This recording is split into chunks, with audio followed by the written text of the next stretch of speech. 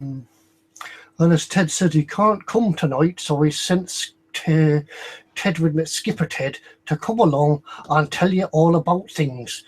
These are real professor type stuff, so we'll be talking about that. Hello, we're on. Hello, everybody. It's Professor Ted with Skipper Ted here tonight. Ted is otherwise engaged, so I'll be taking the time up. What do you mean, me? You want me to go out there? Oh, it looks like Ted's back. In the meantime, I'll leave you with Mike Fox-Wolf. Hello everyone. Wait, he's just left me with the spotlight on me and I didn't plan for that. Oh. Hey everyone, it's Fox. How are you doing? Welcome to this week's eModels video podcast. I still don't know what to call this. Is it a video cast, a vodcast, a vlog? It's not a vlog. Oh, I've not got the chat open. I'll get that in a minute when Ted comes in. But hopefully you've all had a jolly good and very wet weekend. Hopefully some of you had some sun and not horrible, rainy, heavens opening, end times type weather like we've had. It's been horrible. Hello. Hi, folks. Hi. Welcome to the eModels live stream. That's Professor Ted Whitbeck Skipperton out of the way. He's gone back to the office, so he could do professor type stuff. You didn't warn me. You didn't warn me about that, Ted. Thanks, Mum. Throw me under the bus, why don't you? Right. We seem to be well organised tonight. I've got the chat up going.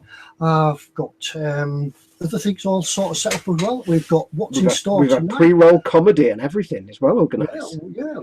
Getting professional now. I have the chat up, by the way. Chris Williams has already noticed that shelf behind me doesn't look quite right. It's empty. Anybody know what's missing? Even I said to Ted, have you changed your shelves around? I wouldn't mind I was there when what was there before was taken to the place. Yes, so if you want to see the Oshkosh now, get yourself down to eModels, emodels.co.uk. Have a look at the glorious new sign out the front, and the Oshkosh, and the old battered tranny inside, and the striker, and what else is there? The tank. It's all there. Go have a look. Right, so what are we going to do tonight? Well, once again, we don't know. We'll have the usual we'll have a giveaway. We'll have a t-shirt giveaway. T-shirt. Yes. I have actually washed this since last week. I've not just been wearing it non-stop. Oh, I haven't. People could buy this one because I've worn it. People can smell it from here, Ted.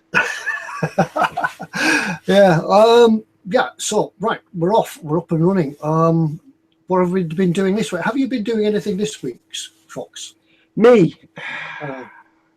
In short, well, long answer, no. Short answer, no, not much. I got a little bit done on the Monday, and I showed you last week I was working on the Eagle. And then on Thursday, some idiot dragged me off to Stoke to eModels. So that was Thursday gone. And over the last few days, I've been helping a friend move and other stuff, so I just haven't had a chance. But what I have done is I have now added the windows to the Eagle, so they are in and masked off, ready for the paintage. Everything's now primed, looking rather funky. And I have just finished filming episode 1 of the Eagle build. So that hopefully should be up probably tomorrow, actually, on the eModels channel. I'll upload it tomorrow. I've just spent 4 hours today doing the title sequence, so I kind of hope you like it. And because it took me so long to do it, I'm only doing it for that first episode. I'm not going to do it for more than one episode. But I hope you like it. It's a little bit silly.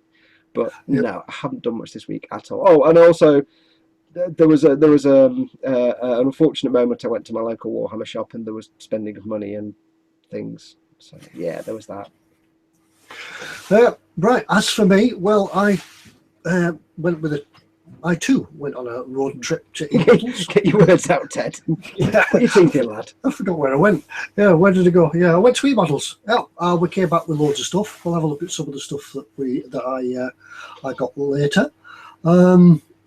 I've actually done it.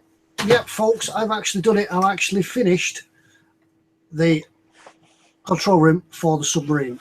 All I've got to do now is just edit the video. The video's all made. I've just got to edit it. Within the next few days or the next few readings, I'll edit it and put it all together so that then you can actually get around to seeing it. and it looks cool. If any of you are in the boom hut, I have put a little video up just to show you how the lights are working. It looks rather fast. Right, I'm typing at the same time. I'm trying to practice my new quiet typing style. Hopefully nobody noticed. If nobody noticed, I'm doing it right. Yes, that I saw the little video you did of your lighting. It looks fantastic. The way it goes from normal lights to red lights, to normal lights to red lights. I described it, I think, as the slowest nightclub in the world. Yeah, not actually discotheque type stuff, but yeah, it works. Yeah. And another thing that we did find out when we went down to eModels, we had a bit of a ratch around. Peter kind enough to give us a guided tour, and we sort of looked and we sort of prodded and nudged each other as, hey, look at that one over there. And we thought what we'd do tonight, later on in the show, we'll have a look at a bit of nostalgia. And we'll have a look at some kits that we saw. Oh, Ted's frozen. What we really did was, oh, sorry, you froze up then, Ted.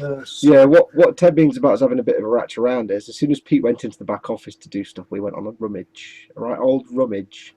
And there were, me and Ted were like, we were on separate aisles, like looking through the kits, and we're both having these little conversations with ourselves, like, oh, look at that, oh, that's brilliant, oh, look at that.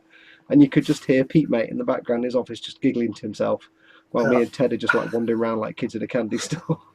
I think everything was okay for us to wander around as long as we put stuff back where we found it, because he has quite a good system down there where he knows everything exactly is. Just the guys can go to the shelf, pick someone off, and they can send it out to you.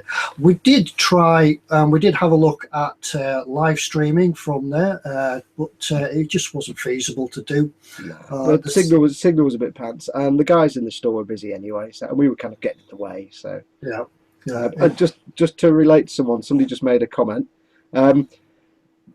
Scaly Models Mike Mountain, hi Mike, says Dora. Yes, I was rummaging around in the shelves at one point, and I was having a good rummage through some kits and going, oh, look at this, oh, brilliant.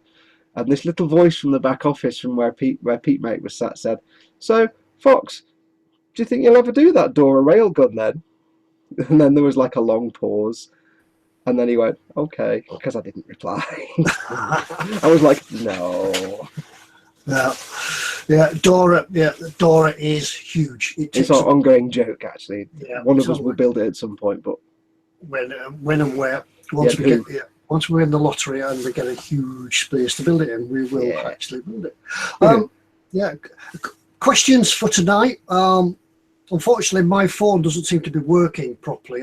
It seems that I can't get an internet signal with it tonight.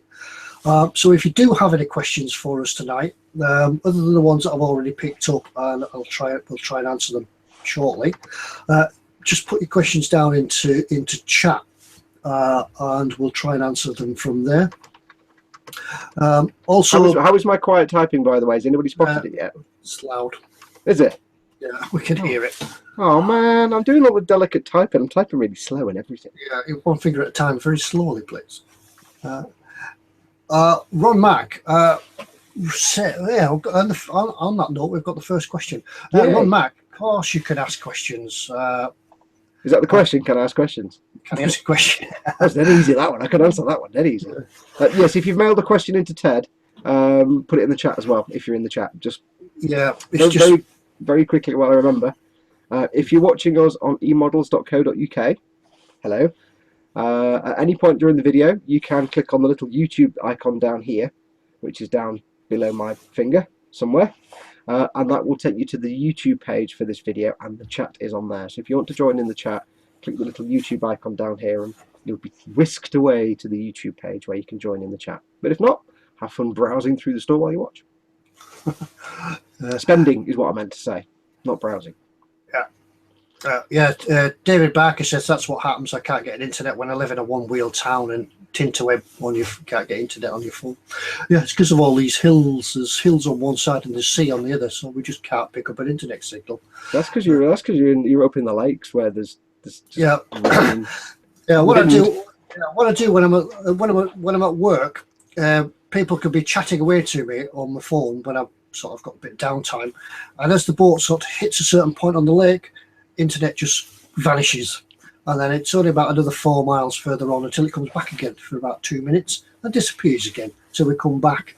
So we can have a bit of an on-off type chat or questions and doing all the internet stuff Yes. That's probably good. I've spotted a question that I can answer. Mhm. Beyond Hope says, question for the knowledgeable. I'm used to washes by Meg and others having a capillary action on my tanks. Why don't I get the same effect with the Games Workshop or the Citadel shades? Are they not the same? I can answer that very easily. No, they're not. Most companies that make washes are effectively thinned paints. So they're colours with the pigment and various components in the actual liquid part, and they will flow. They're designed to flow. Shades are a little bit different. Shades are more like very thick glazes. Shades are almost like, the best way to explain it is take a paint but have no colour in it at all, so just the medium, and put a little tiny bit of colour in. That's effectively a shade. And Games Workshop do a thing called Lamian Medium, which is an artist medium, and you can also get other brands as well. Acrylic mediums is basically paint without pigment, and when you put some colour in that, you get what is effectively a shade.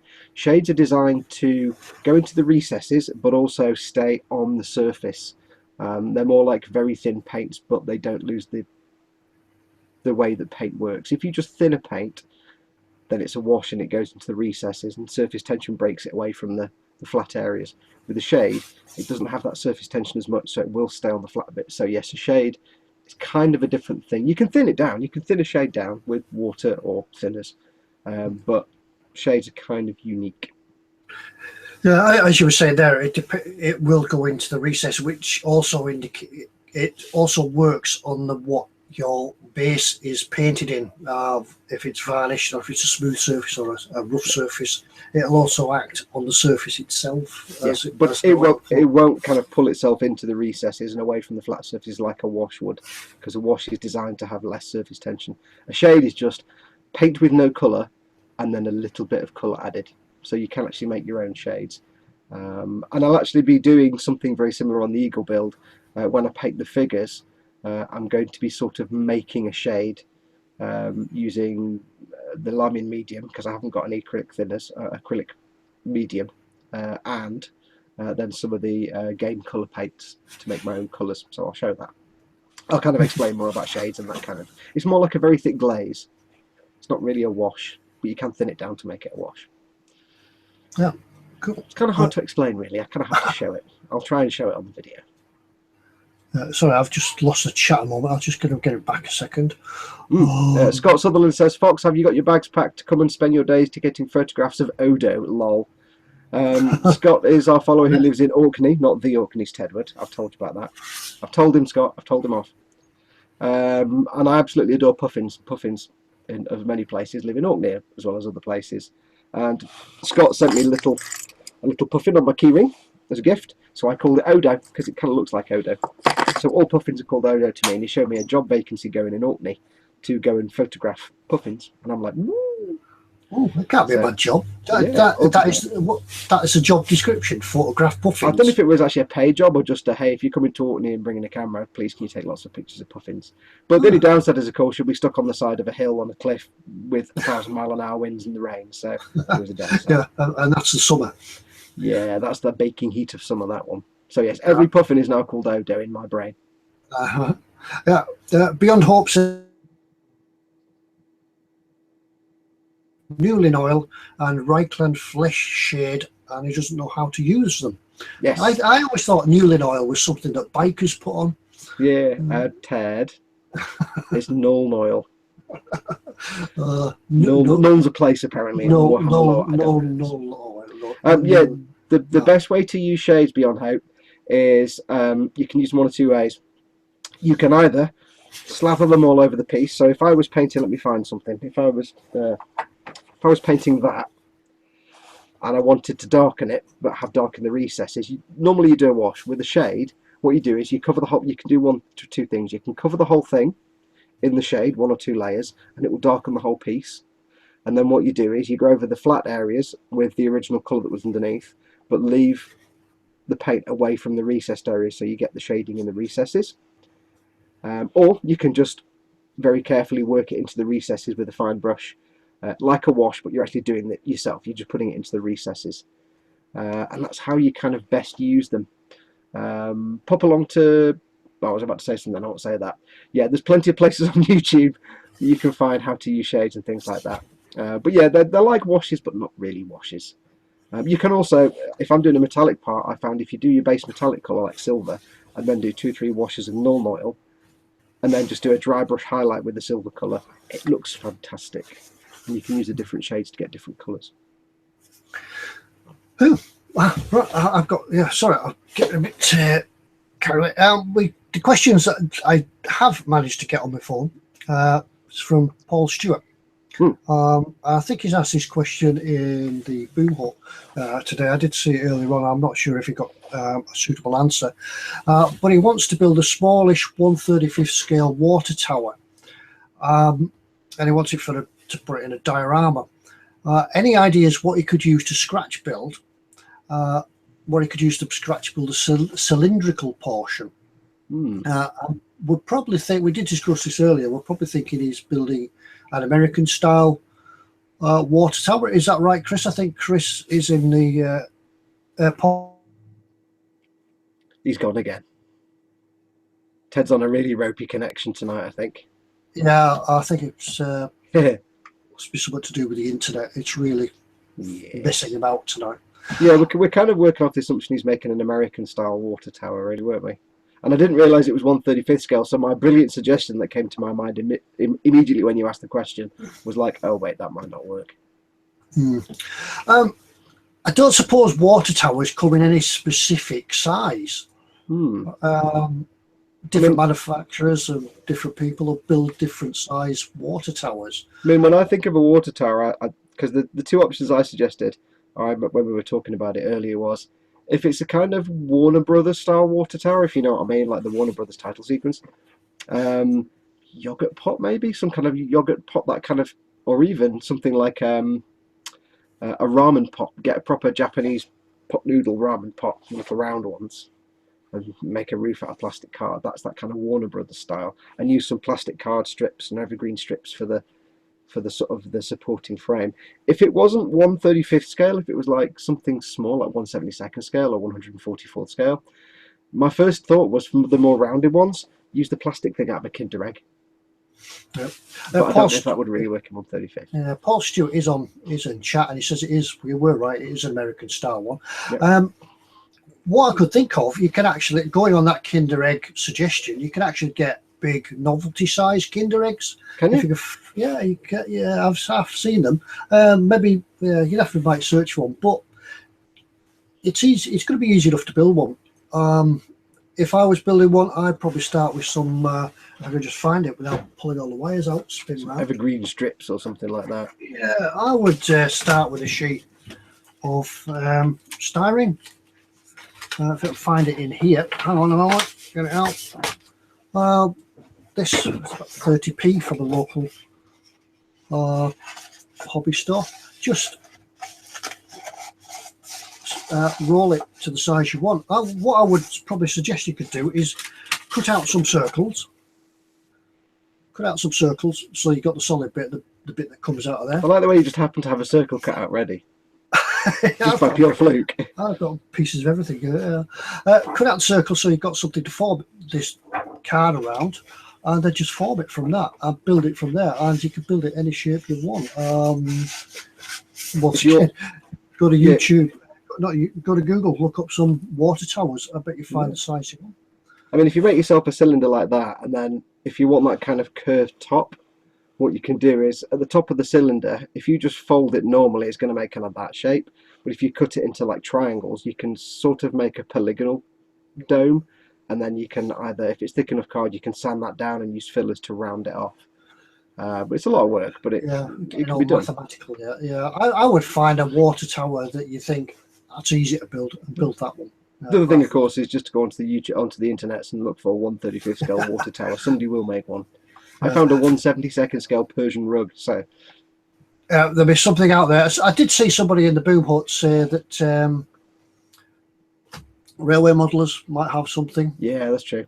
American railway models that make, obviously, American railroads will have probably tons of those. They'll be HO scale or 00 scale, though, won't they? So, but even if you pinch the idea, go onto the site, railway water towers, and pinch the idea and make it. That's what I used to do. Chris Williams says, quick, someone ask about different shapes. Shapes. Yeah. The chat spent a little while talking about the announcement recently of the perfect grade 1/72nd scale Millennium Falcon from Bandai.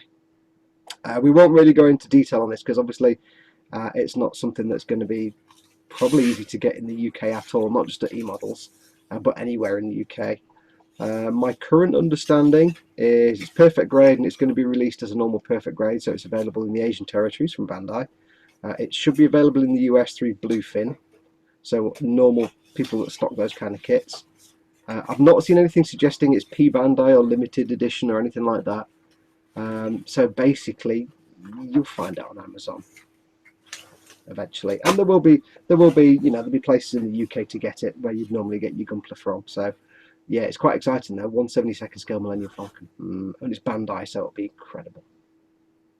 But before Ted glazes over too much, we'll move on from that one. Sorry, I've just woke up there. Yeah, David Barker said next week I'm making Tracy Island. Yes. It's like Blue Peter in here. Here's what I made earlier. Yogurt pots, newspaper, and paper mache. Yeah, we can make anything.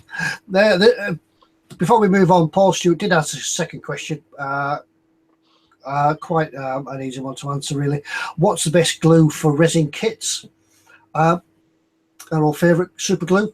Try the thick stuff. It gives you a little bit more working time, and if it's really big heavy parts, I'm afraid the best thing for that is 2-part epoxy. Yep. That's about all you can do. Nothing else will stick it together. It is a form of plastic really, but styrene type glues don't do it. Yeah, and if you are making a resin kit, if you are using super glue, and I hate super glue, if you are using super glue, you're kind of gonna have to reinforce the joints with brass or steel rod, because super glue degrades over time and will shatter. If you make your beautiful resin model of something or other, and if it's some Forge World kit you've just spent a couple of £100 on it, and you drop it, it will just shatter, because super glue is really tough unless you bang it. Whereas epoxy glue is just hard as nails and will grip anything, but you're going to need to reinforce the joints in a lot of cases.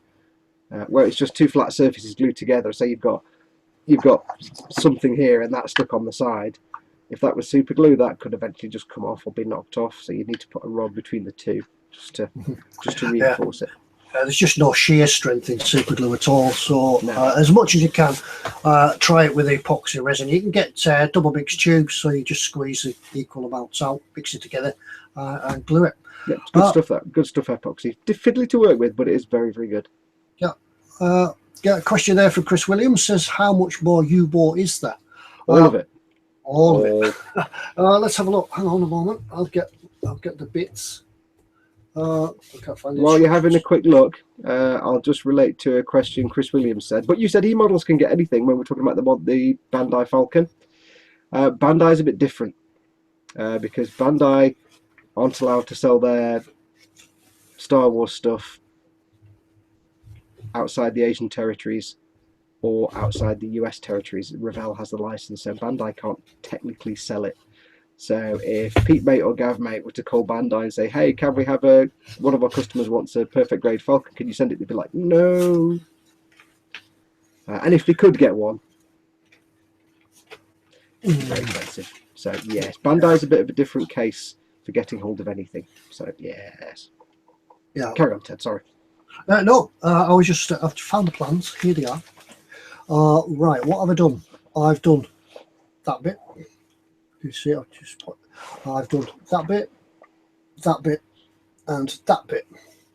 So 1, 2, 3. I've got another 1, 2, 3, 4 bits to do, and then the outside. I've got the main hull to do, which is over here. You've actually made more progress than I realised then, because I thought you were still like your second. Mind you, I thought it was like 35 different sections. So I actually tried the bits in the hull last night, and I can't do it again because it's going to be too big to show you. The size of that. That is just the hull, and I've started ever so slowly drilling out the free ports just down here. So I've got all of these to do, and all of this to do, and all of these to do. All of them to do. So I'm making some progress. So and don't forget all the fiddly ones, all the real tiny fiddly ones around the screws at the back. Yeah, Do we call there's them loads. screws or propellers on a plane, on a U-boat? Is it screw, isn't it? Screws is the sort of slang term for them, the propellers. Or the impellers? The rear don't know. section, the rear section of this is actually in clear plastic. Mm. So I may not drill them out. I might just leave them because it's going to be hard to sort of make them look nice, really. Just for your sake of your own sanity. Just Yeah. as a thing, Ted. Just if you've got a tape measure there, just how long is that section in your hand right now? You've got a tape measure there. I haven't, but I can probably measure it on the table. Because I'm just thinking, because my Eagle is going to be 22 inches. My space battleship Yamato will be 66 centimeters or 666 millimeters. Right, hang on, I've got the only tape rule I've got is that on the top of that board. I'm beating up. Right, that's 16, 12, 24. That is just over 36 inches. What's that in centimeters? People in the chat, what's that in centimeters? Because the only thing I can compare it to is my space battleship Yamato, which is 66 centimeters long. Right, there's 100. I'm making you do maths now, aren't I? I'm only asking because I really refuse to do maths. Yeah, that's about 200 and... I can't get it in. That's 50. Don't worry. It's just curiosity. Yeah, just over 200 centimeters. Wow, that's ridiculous. Yeah, so my Yamato is 66 centimeters, and that bit in your hand is 200. 100 centimeters. 100 centimeters. So that is already 40 centimeters longer than my entire Yamato. Yeah. And then there's a bit more to go on the back of it. Beyond Hope says to you, Ted, would it be easier to sand from behind and let the recesses make their own holes? I can see what he's saying. I can see the logic, but it wouldn't work on the clear parts, I don't think. No, it wouldn't work on the clear parts at all. It wouldn't really. It really do need to drill them out because there's lots of sort of bits and pieces down there, and no, it wouldn't work to sand them out. You'd be thinning the plastic on the shell, and that would be weakening it as well, anyway. So yeah. So yeah, the only way is just to drill them out, but I'm going to do them a bit at a time, so I don't bore myself to death, really. One advantage you have with that U-boat compared to my Revell 1/72 scale 7C U-boat is at least you can get a flipping file into those free imports. Yeah. When I was doing the free imports on my 1/72 one, which was 3 foot long, you drill out the hole, 2 little holes, and you get the bit in the middle out with your modelling knife. Then good luck trying to get that sanded nice and smooth because it's just a little bit smaller than most small pin files. That was a nightmare. Bit of sandpaper like this around the hole. Absolutely. I haven't tried them for size yet. I'm just rough drilling them at the moment and just tidying them up later. Michael Howard. What, for Home Secretary? Yeah, Michael Hayward. Michael Hayward. Oh, just what I remember, Ted, just so everybody knows, I made a change to the eModels YouTube channel last week. I changed it for less buffering, and before it was set, and everybody was saying how it was all like out of sync and the stuttering and stuff last time. It was set for maximum interaction in the chat. I've switched it to less buffering. So people, let us know if this week's video seems a bit more in sync with the audio. Given my bandwidth connection. Yeah, ignore that bit. That's just taking his wind up It internet. seems to have settled out a little bit now, but yeah, it does seem to have come across a bit better. Get a quid in the meter, you'll be fine. Yeah, I just got a question from Michael Hayward before it disappears. A good idea if you do have a question, so it stands out a little bit in the chat, is try and type it in capital letters for us. That way we can sort of skim past it. Put lots of stars on either side of the sentence, just so we can see it. Because I'd spotted that I think Chris Williams had typed question in capital letters and it sort of stuck out a little bit. So if you've got a question, just hit your caps button, type your question, and we might be able to spot it a little easier in chat. It's the one time you're allowed to shout in chat. Bad results following acrylic paint with enamel gloss, then homemade wash using heavily diluted oils. Any ideas why? Hang on, start again because I missed the start there. So he's done acrylic. He's obviously painted in acrylic with an enamel gloss, and then homemade wash using heavily diluted artist oil. Hang on, I'm confused. So is he painted acrylic paint and then a gloss varnish, an enamel gloss varnish? It sounds like it. That's where it's gone wrong. Yeah. If you're painting in acrylics, once acrylics are dry, they're fairly hardy. If you go over it with an enamel gloss and not an acrylic gloss, there is a risk that the enamel gloss will reactivate the acrylic paint or just react badly while it's curing. Also, if it is an enamel gloss, it's kind of based on the same thinners as oil paints. So when you then go over with your oil paint washes, the thinners in that may reactivate the enamel gloss and make a mess. So if you've painted with acrylics, cover it with an acrylic varnish of some sort, whether it's matte or gloss. And then when you're doing your enamel weathering or your oil weathering, the thinners used for enamels and oils don't react with the acrylic gloss at all. They won't affect it. So I think the problem, if I understand the question correctly, the problem is using enamel gloss, maybe that rattle can Humbrol stuff, perhaps. And it's not reacted with the paint, thinking about it, but it's probably your oil paint wash has reacted with the enamel gloss because they're both based on the same kind of. I was just gonna bring it up there, but Smoo in the chat has already mentioned it. The enamels are an oil there, so they're reactivating it.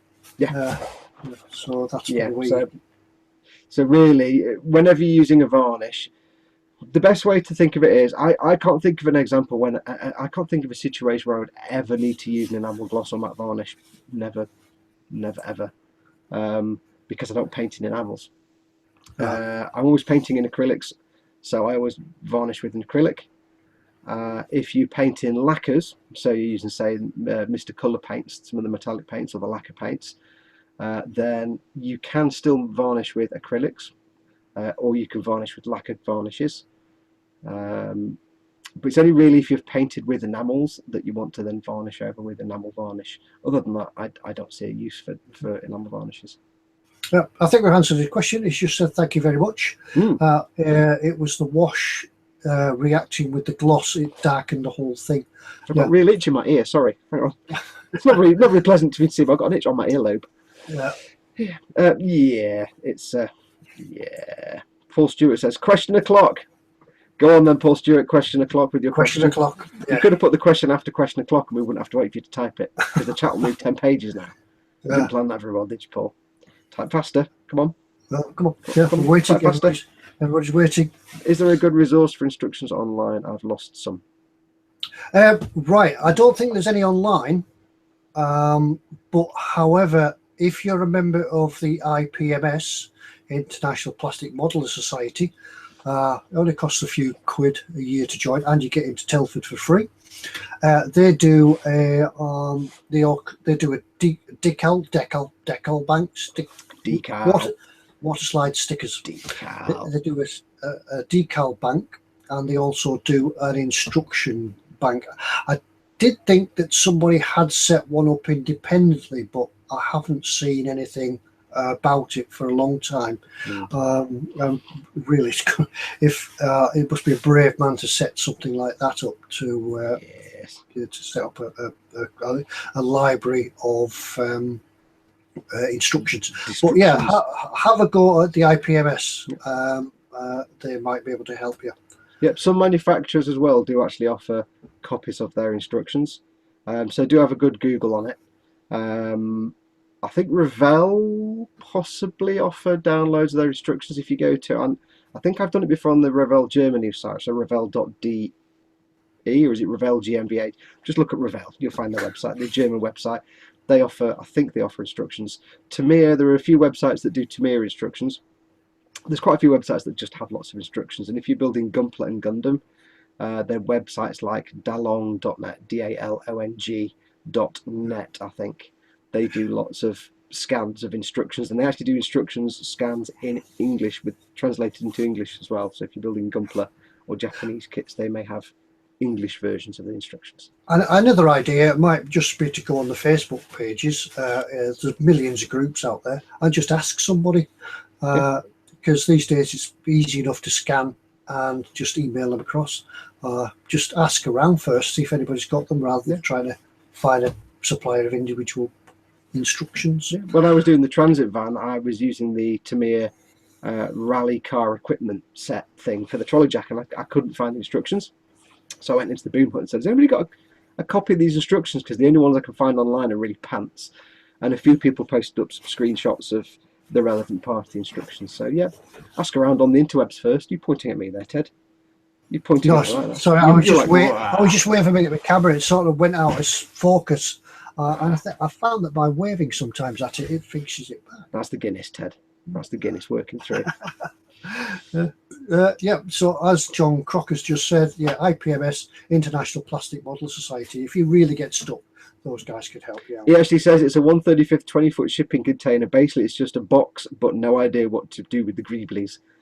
Yeah, sometimes the simplest kits can be the most confusing. The trolley jack had about 6 parts, and I was like, I can't figure this out. But give me a Gundam, I can probably build it without even the instructions. So it's a box. Yeah. I've seen those shipping containers. Yeah, pretty good. I would have thought they're just going to. I think, well, the fiddly bit's going to be where you get all the little bars and the latches and the. Yeah, and then working out. Yeah, you'll have to work out which is the top, which is the bottom, and which is the top bit now. Yeah. Yes. Right. Yeah, do you want to show off what you got at the eModels? Oh, that's an idea. Yeah, I would show off, but I can't actually find any of it. So because I know I can. Cheryl Hayden has just asked a question about mud. She's just finished the ICM Model T and wants to put dried mud on it first, then fresh mud on top.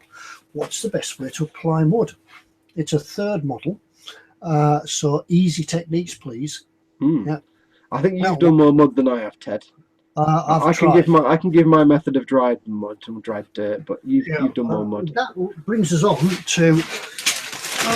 We'll go on to your question, Cheryl. Don't worry about that. I haven't unpacked it yet, so there might be stuff in here. I'll check them out. Yeah, don't get those special DVDs out because they weren't from eModels. Right, applying mud. There is from MIG. Glossy wet mud soils. Glossy. I had to read it because I forgot where it was. Glossy wet mud soils. I'm going to do a tutorial on applying some mud. That's one reason I picked some of this up, so we can have a short tutorial of applying mud. Now it's really easy to do. It's just a matter of painting it off, letting it dry a little bit, then applying more and more and more until you get the thickness you want. Dead easy, just slap it on. A good compliment to that stuff before you dig the next thing out. That'll give you a nice wet mud effect. If you want to give you the impression of the dry mud underneath, so sometimes you get like a really light coloured dry mud and then you get the dark wet mud on top. Do what I did on the transit van. Get some matte varnish, has to be matte varnish, slap it all over the part where you want the model really liberally, and then get some weathering powders. I haven't got them with me here because they're in the drawer, but just standard like ammo or AK weathering powders and earth colour, and just munge it into the wet matte varnish with the brush and old brush. Just really put it on thick, and when it's dry just tap it, all the excess will fall off, and you'll have earth coloured pigments that are all locked in place because they're sealed into the matte varnish. They've all been sucked in by capillary action, but you'll have that dry crumbly earth look, which would then complement Ted's wet mud look brilliantly, because you do the wet mud on top. So in a wheel arch, or if you're doing a tank maybe up above the treads, and you know, that kind of place around the back. So where mud's going to be dry and then when mud's going to be wet, you can use those products Ted was raving about. No, you can apply mediums to this, little bits of grit, things like that. Cat litter. That's a mix for good stones and things in all sorts of scales. And it also comes in various thicknesses as well. This is mud from the Eastern Front. What the difference is, I think it's just a difference in colour. This is more a reddish type mud. One is a clay and one's more limestone based, Ted. Know your geography. I don't. I think I've got some more in here as well, because you can go from wet mud. Your wet mud. Wet mud. Damp somebody does say, isn't glossy wet mud soils a folk band? I think it's more of an indie death metal ska band, actually. If it isn't, it should be. Yeah. Glossy wet mud soils. Yeah, glossy wet mud soils. I'm not sure what a mud soil is, but well, getting all metal on us there, dude. Brah. And we'll start our own group. Yeah, let's hit the street in the jackets. Let's get a group. Stripes. The glossy wet mud stroops. But if you don't want to go to this sort of effect, you can make your own stuff. Get some earth from the garden, mix it with PVA glue, and just tap it on. Slap it on. Do that again. Do that again, Ted. Do that again. Slap it on. But yeah, they're the good reason. Straight out of the bag tonight. I'm going to do, as I say, I'll do a little tutorial on how to use this sort of stuff. What else have we got? Arbor Pendragon says there's something about a girl building model tanks that warms my cockles. Ooh, moving on. Yes. Yeah. But, I have to admit, actually, Ted. You know, when I got into modelling, I always thought it was a very male-dominated thing. But the followers we have in the Boom Hut and other places where we have followers, quite a lot of our followers are actually ladies. I think it's a lot more balanced than you think, the model maker world. It's not just a boys' network anymore, and I like that. I like that a lot, especially when the girls make better tanks than the blokes sometimes. Like, yes, get it. Yes, yeah. It's a male-dominated society, but women seem to build better tanks. Yes. It is the order of things. Yeah, I think they're more petite, and they might not scream and shout and swear as much as gentlemen. And just get. You've not met some of the same girls I have, obviously. I could think of one or two that probably would scream and shout. Yeah. John Crocker says someone screen capture that when you were going slap it on, and Smooth says soundbite of the day, slap it on. Yeah, is that the eModels catchphrase? Slap it on. Yeah, that was very Jeremy Clarkson there. Mud. Yeah, if you want to talk dirty, let's talk mud. I see what you did there. I'm gonna have to find this video now. I'm gonna download it and cut that bit out, slap it on, and just every time I say it in a video, I'm gonna have to have a shot of you going slap it on. Right, yeah. What else did we get? What else did you get, Tedward? You better get mine down, hadn't it? Yeah. For the U-boat hull that we've just had a look at, I've got some lots of weathering and bits and pieces of that. I forget what I do have. You got lots of messy products, didn't you? Yeah, I got lots of stuff for making a mess. Enamel washes. This is set for rusty vehicles, which I thought, I'm trying to keep it focused. This is a set for rusty vehicles. Is the camera going to? No, it's not. No. I have to come back here now. Which, yeah, it doesn't have to be rusty vehicles, as you see with all these kits. Just because it says rusty vehicles doesn't mean you need to use it on a tank. I thought the same enamel colours would come in for the U-boat hull. Rust streaks and things like that, and there's also a new product that I hadn't seen until I looked on the website at eModels. That's how we've got our stuff. It's a ship's weathering set. This set says volume 2. I'm not quite sure what volume 1 is. I haven't looked it up yet. It contains a dark wash for a wood deck. Which the U-boat will have a wood deck, but not a deck like on a surface ship. I think the decks on a U-boat were painted black. Yeah, they had a black coating on them. Well, you know what's cool though, like for my U-boat, was to paint the whole deck the wood colour first and weather it as normal, then go over it with the black and sponge it and chip it, so you get the effect of the black waterproofing coming off, and there's the wood underneath. That was great fun when I did that. Yeah, especially around the areas of wear, around the gun and the bridge fin and things like that. You could spend several weeks just doing the decking on that U-boat. I think it's going to probably will. Yeah, I think it's going to take quite a time just to weather this thing, just to make it look right. Mr. Lord says, "Am I going to make a derelict tank in the future?" That could be an idea. Yeah. Just a very quick question to Totally Handbrake. I answered it in the chat, but Smoo asked if eModels sell the UMP stuff because they do a few clay washes. Yes, they do. Yes, UMP's biggest stockist, apparently. Yeah, it's got lots of stuff. And also in this set, I've got a separate bottle. This does streaking grime in salt streaks for ships. So whereas your tank will get the oily black sort of grime streak down it, this, well, I'm thinking it's going to give the same effect of salt coloured stains down the decking, down the hull. So hopefully that works. I haven't figured out how to use it myself yet, but I think it'll be just the same.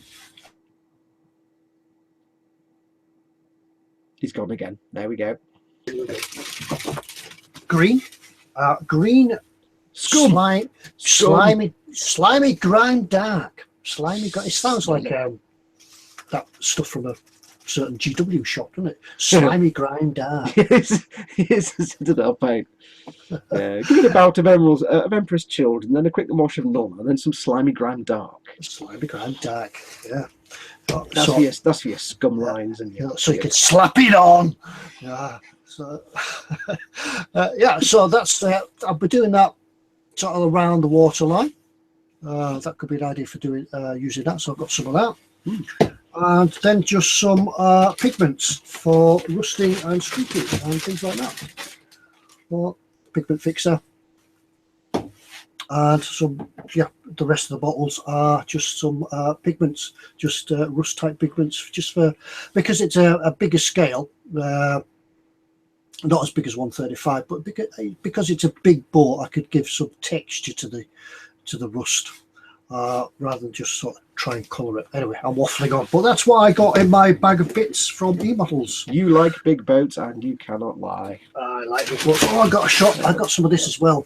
This is called recommended from Mike Mountain. Yeah. One shot primer. So I'm going to give that a go as well. So we'll see what else. It is the same as the Steinar Res and the UMP, but a few people have said it seems to be a little bit better than UMP and Steinar Res, so we're going to give it a try. Yes. I got some of that as well. What did I pick up? I didn't get quite as much as Ted. I got some. I've not got all of it here. I got a load of cans of Fort Eagle, foot big 22-inch Eagle. I got a load of cans of AS. Don't know what number it is because it's covered up. To me, AS Insignia White for the main hull colour, and because I'm priming it black, which is dead special, I've actually got a load of cans of the AS2 light grey, UN light grey. Because what I'll do is I'll prime it black, then I'll go over with the light grey first, and then I'll go over with the white. So I'll still get the pre-shading effect from the light grey and the black, but this will make it easier for the white to get coverage. And I'm using rattle cans because it's such a big model, I can't fit. I can do some bits in my spray booth, but a lot of them won't fit in, so I'll have to do it outside. And then once it's been painted in the AS20 Insignia White, I will, where I can, I'll use the airbrush indoors to put some extra highlights on there with actual proper white. What else did I get? I got some Speed epoxy glue, 2-part epoxy glue, like we mentioned earlier on, for racing kits. This is, I'm thinking I might need this for inside the command module. So when I glue these two halves together, you got the top half and the bottom half, I can't put them together. When you glue these together, I need to be able to take this whole assembly off the back panel to get to the light and the batteries. So to prevent it flexing every time I take the back panel off, I might line it with some of that on the inside just to reinforce it a bit. And I also picked up some, it's over there, some micro-scale micro crystal clear, which is a bit like canopy glue type stuff, and it's the same people that make Microsol and Microset, and it's their kind of. So you mean Microsoft and Apple? Yeah, Microsoft and Apple set. It's their kind of clear glue, which you can also use to create windows and little things and things like that. So I've got some of that to try, and I got some other bits and bobs. I also took ownership, because they were going to throw it away, of a clear USS 1701D Enterprise. The AMT Enterprise D kit. It's clear, so you can light it. That had been sent back to them. It's kind of half built and kind of a write-off, but I'm going to see if I can sort of resurrect it a little bit and scrounge it together into something good. Unfortunately, it was returned with none of the decals. It has a full decal set, Aztec decal set. None of those are included. So, yeah. So at some point in the future, I might see if I can resurrect that and do a little bit of video on how to not glue clear parts. Well, so I picked up some other bits, but I can't remember what they were now. Yeah, so we had an exciting day in eModels, and we came back with empty wallets and full bags. It was brilliant, and they had street waffles. We need to explain that. We need to say that they had street waffles. Yeah, they had street waffles and various mugs, all kinds of mugs. We never got the same mug twice. Yep. So I had an eModels mug. I had a Henry mug. I had a. I'm sure one said "World's Best Dad," but I don't know. Yeah, so we really had a good time. And if you do get the chance, unfortunately, it's not the type of shop that you can go and look around, but go and meet the guys anyway. If you're in the area, drop in, say hello, have a look at the models. Yeah, they'll always make you welcome. Mike Mountain could testify to that. He had a great time. I came away with a jacket too. Yeah. I have to say, first of all, I have to say thanks to Pete mate, Gav mate, James mate, John mate, and the other chap whose name we didn't actually ever get because we didn't really speak to. Was there anybody else? Gav mate, Pete mate, James mate, John mate. John. No, I think it was them. Yeah, just them. For looking after us so well. And real big thanks to Mike Mountain because he gave myself, Ted, and Tony some little treats. I've got to send mine off to Tony actually. He said gave us a little bag of goodies, little presents for say thank you for saying for us doing our videos. So thank you to Mike for that. That was really, really sweet. Yeah, it's nice to meet some of the guys that are in the chat and in the Facebooks and things. Yeah, but oh, that's what I got as well. I forgot to mention. You probably saw it being shown off here by my little guy. We got this for Skylar. More importantly, there's a Gundam on this shelf, but we'll move on. Yes, we got this for Skylar. It's a Hasegawa Phantom eggplane. So we started filming it tonight. Of the unboxing and what's inside. So this is a build that's going to be done by my 7-year-old daughter, 7-year-old granddaughter. Sorry, I'm thinking about that. She seems like a dog. She's here that often. She's like my granddaughter. You might want to edit that bit out, Ted. Yeah. A 7-year-old granddaughter is going to build this one, and she's making a video of it. And because it's her birthday on Wednesday, so that's what we've got there, and she's quite happy with that. Yeah. She's got to glue this one together. So Chris Williams says, empty bag for Tony about me sending his things. And now I've resisted to not eat the things. Yeah, you could take a bite out of each of his stroop waffles and send them. Yeah. But yeah, no, Mike gave us some really sweet gifts. What was there was munchies, there was noms, there was the fudge, and there was the stroops. We got a very nice army. Was it an army painter brush? Yeah, I think it was. Yeah, I think it was still in the bag. Yeah, still in here. Thank you, Mike. Yeah, very nice army painter brush. It is I've got the, I guess it's the Wargamer Regiment brush. I guess that's how they call it. A bag of crimps, a little thing of crimps. Yeah, and some. Always be crimping. Yeah, for the crimps for all the light. Yeah, some cocktails. Yeah. Yeah. Smooth Workshop says, "Grandad, how do I paint it? Slap it on." Oh, that's just got to be a thing now, isn't it? Oh yes, I forgot Uncle Joe's Meatballs as well. How did David Barker know I had Uncle Joe's Meatballs? Oh, because I put a picture on the internet, so that's why. Yeah, it's good. Yeah, so it's really good. It's really good to meet some of the guys out there. So if you do get a chance to meet at Telford and things, we'd look forward to seeing you all. Right. Bring noms. I always like if you bring me food.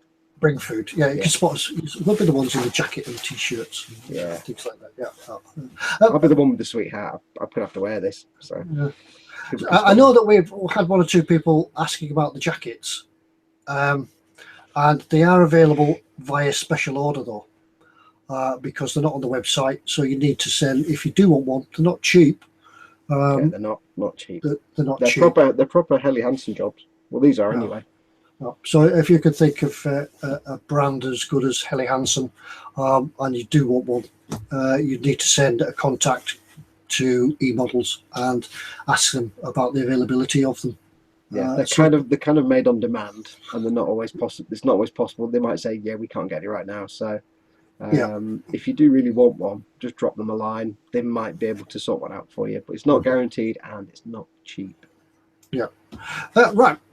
Moving on, shall we go on speaking about what's in stock and on the website? Shall we go and have a look? Yes. Right. I'll put my brush back over here. Right, hang on. I can't get my mouse ready. Right, I found the share screen share. The only painter brushes are great that they got the triangular stem so you can grip them, but it means they don't fit in any brush holders. Right, I'll freeze that on myself so you can chat away, Fox. Okay, blah blah blah blah, yada yada yada, talking. Okay. Oh, that's not it. That's the one there. Right. Right, that's the eModels homepage, and it's got some mud on there actually. Whoever was asking about the road, yeah.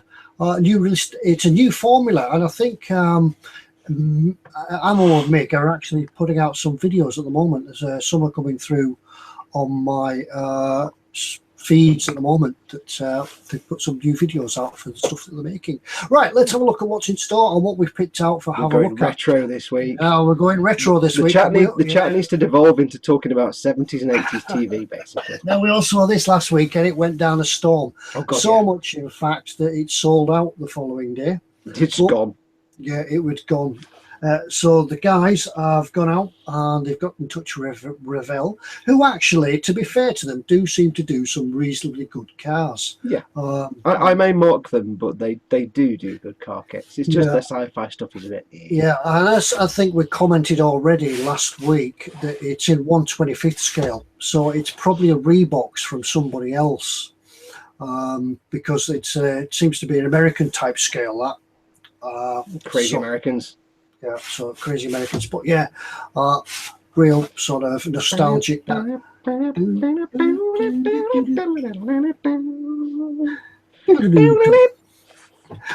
do the music. Slap it on! Slap it on! Yeah, so that's what have you done, Ted? That's a cracking car. But if you get the Torino, you have to do it in red with a white stripe. Of course, it's the law. It's back in stock now, though. So yes, so it is back in stock. It's on the website. It's live as you see it tonight. Back in stock.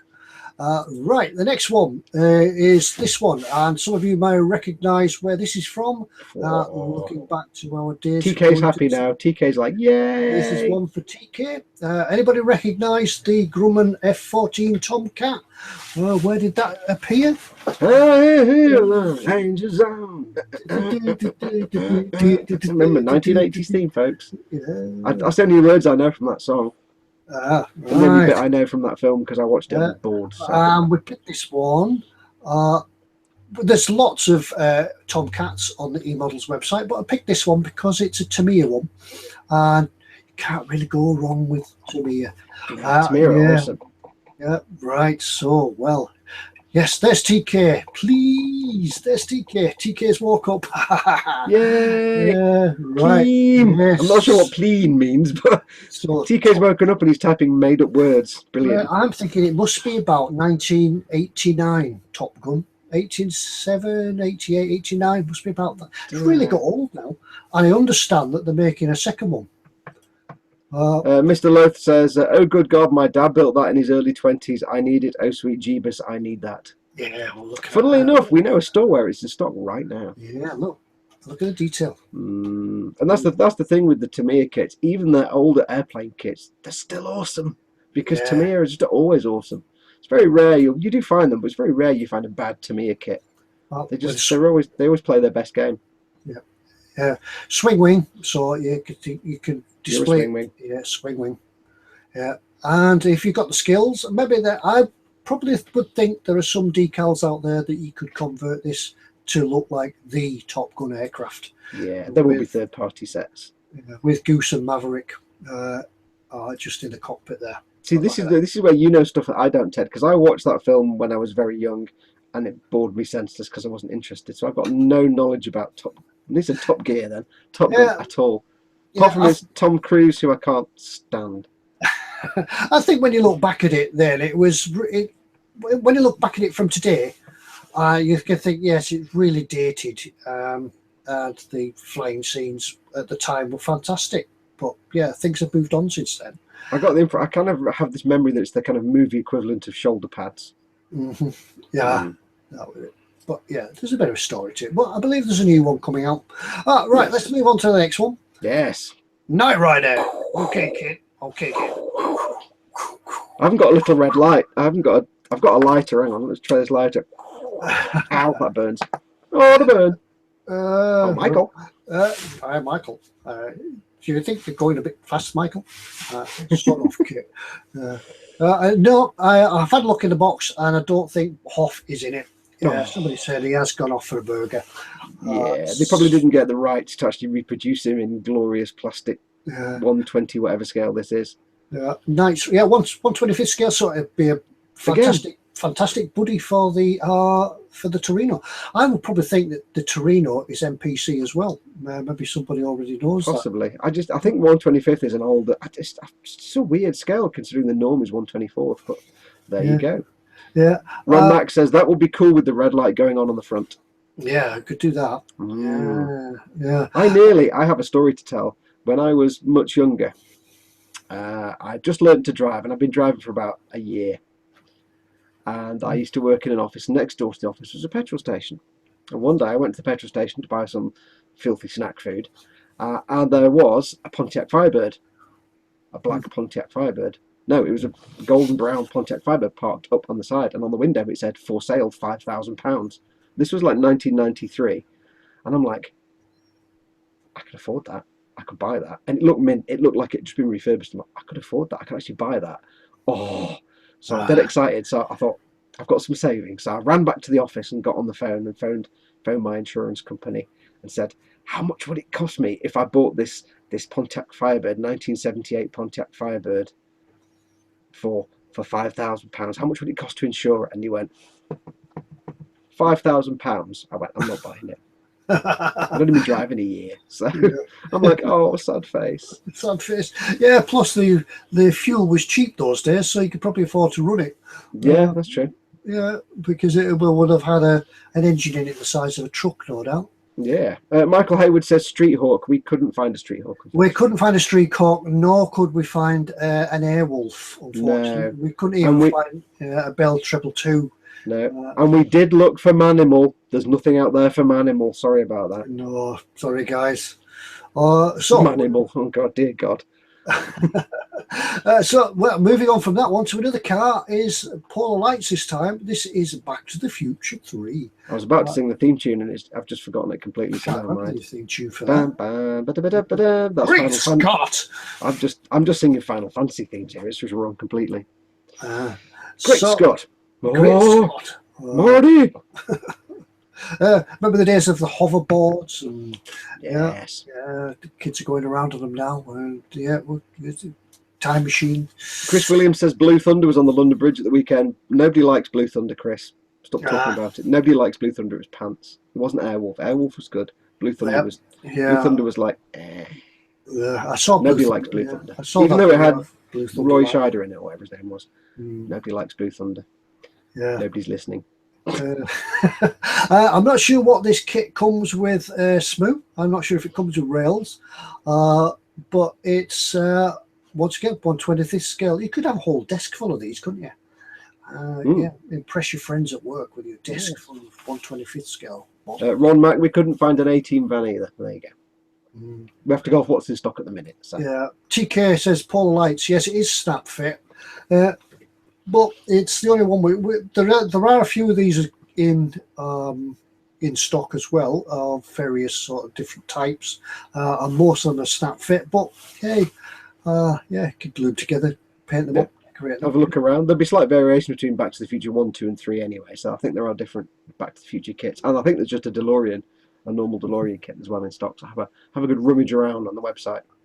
Yeah, that one's have a look. Yeah, saying that if you are looking for a Blue Thunder or an Airwolf, things like that, just means that they're not in stock at the moment. That they might come back. That's is Airwolf still available? Is still making? Oh, Chris Williams just said Automan stuff, and I was trying to think of the name of Automan earlier. Yeah, Automan Cursor. What were you saying, Ted? Sorry, I was totally interrupting there. I forgot. Airwolf and such. I'm not sure if a kit is still available. I'm sure somebody makes I mean, if there's something you're particularly looking for, shoot the guys at eModels and Mail and just say, hey, is there an Airwolf kit that you guys can get hold of, or a Blue Thunder? And they'll either reply and say, what the hell is Blue Thunder? So you might want to give them a bit of information. But they can certainly have a look for you. It'll either be something that isn't in stock right now, that's why it's not on the website, or they don't stock it, but they can get hold of it. As we showed in the Boom Hut the other day, when we posted up the pictures of our trip to eModels, that big Citroen kit that I put a picture up of, the big old vintage Citroen. Is it Citroen? They don't stock that at all. But one of their customers said, I really want this kit for my dad. Can you get hold of it? And they said, yeah, sure. And they did. So just because they don't stock it doesn't mean they can't necessarily get it for you. So always ask. Beyond Hope says Airwolf is done by Kitech or Ashima. Yeah. Yeah, maybe. Yeah, it's just getting them supplied in the UK. That's the problem. Oddly enough, I did mention Airwolf to Pete, mate, and he said, "Isn't there an Oshima kit of that?" Which quite surprised me that he knew that. But yeah, go. But I guess Airwolf is of his era anyway. Yeah, he's old like us. Yeah. Right, next one. Chips. We couldn't find a Chips Kawasaki, but this is the nearest one we could find to it. I'm the only person in the Northern Hemisphere that remembers the theme tune to Chips. Yeah.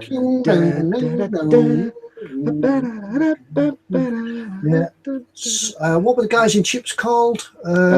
Poncho and the other bloke. Poncho and the other bloke. Yeah. I'm sure so. Blonde, white man and Poncho. I can't remember.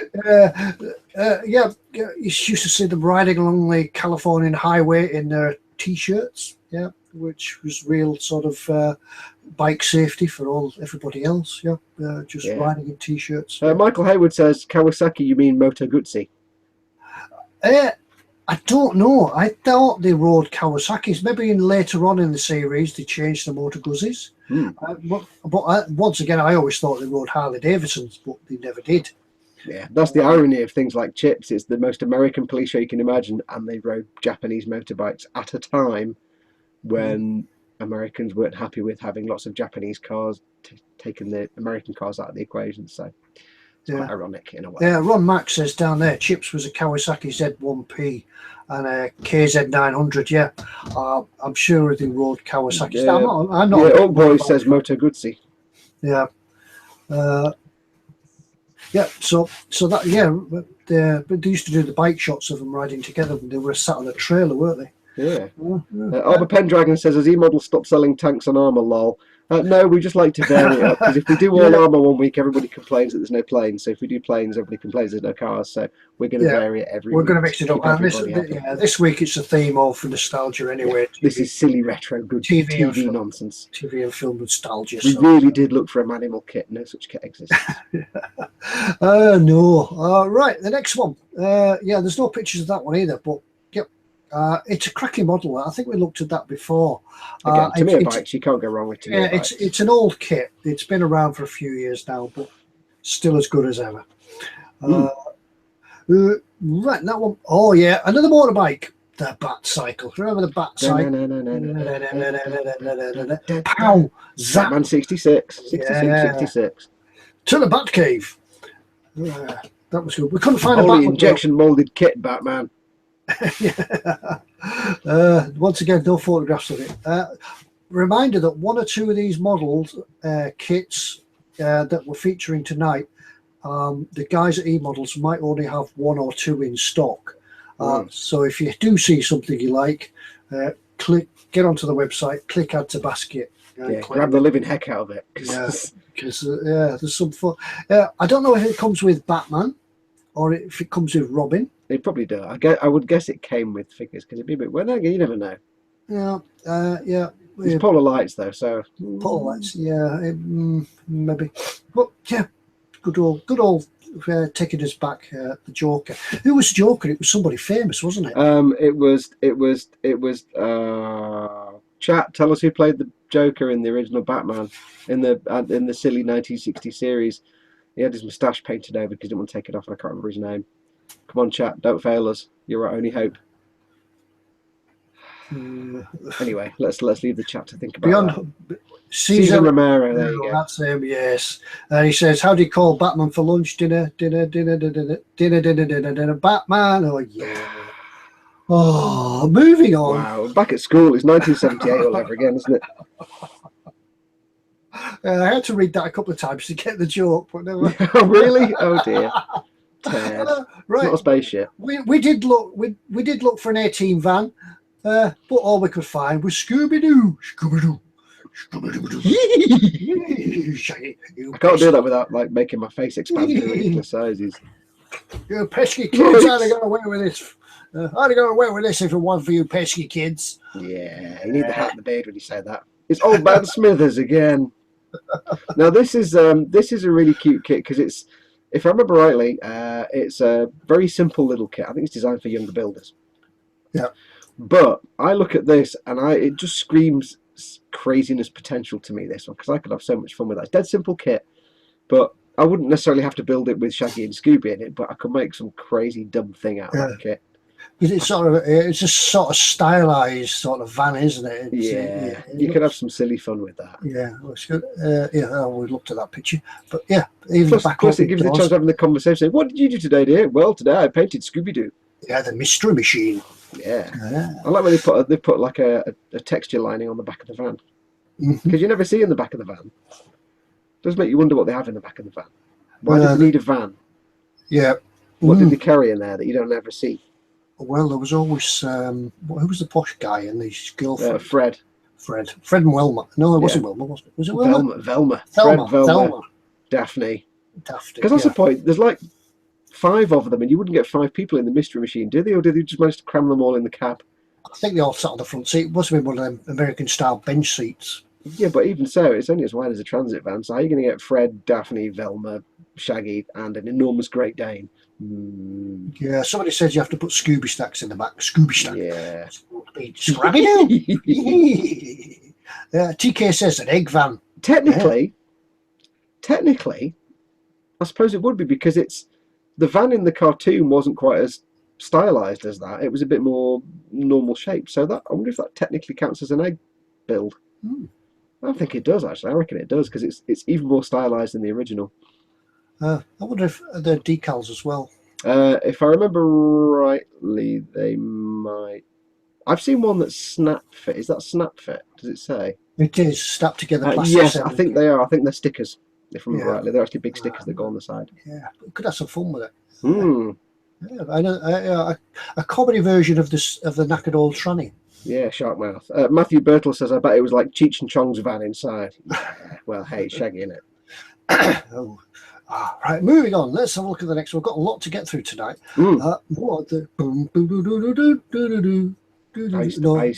I have to admit here, alive on telly, I actually hate all these old series like Monsters and Addams Family. Oh, no, I thought they were great. Hillbillies. I don't know why. They just make me angry. I just get angry when I see them. I don't know why. But Beverly Hillbillies, Monsters, Addams Family, they just make me really kind of... I don't know why. Now, I think this is a case of where the box looks...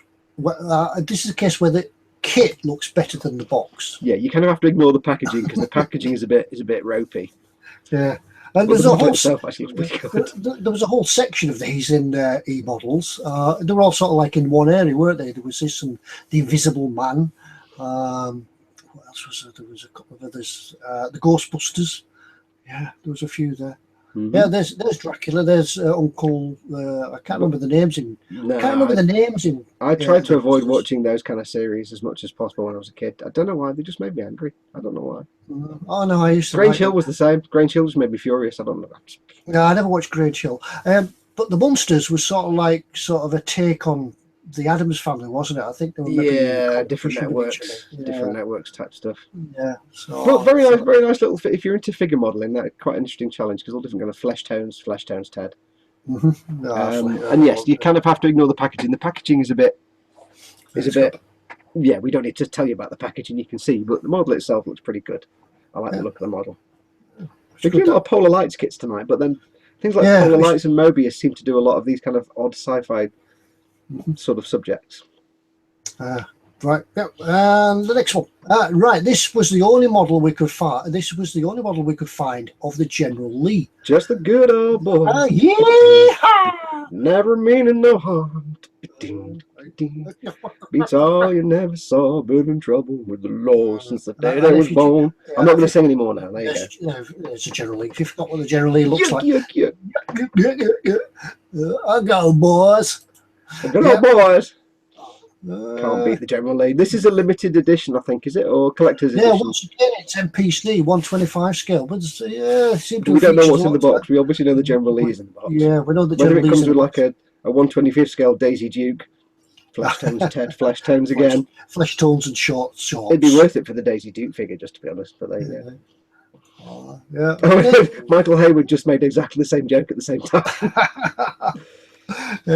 So it comes with Daisy Duke. So yeah, that's probably in the box. Yep. Well, I would hope it's in the box. If you just send you the box, I think it's in a tin. Could be like a tin box. Well, $53.99. It's got to be something quite good for that. Maybe there's like some collectible stuff in there, like Yeah, cards, it's certainly a collector's edition. cards and stuff. What does it say in the box? As a counter, generally as a return to Southern style, special collectible tin of old numbers, of old number 01. I must get my reading better.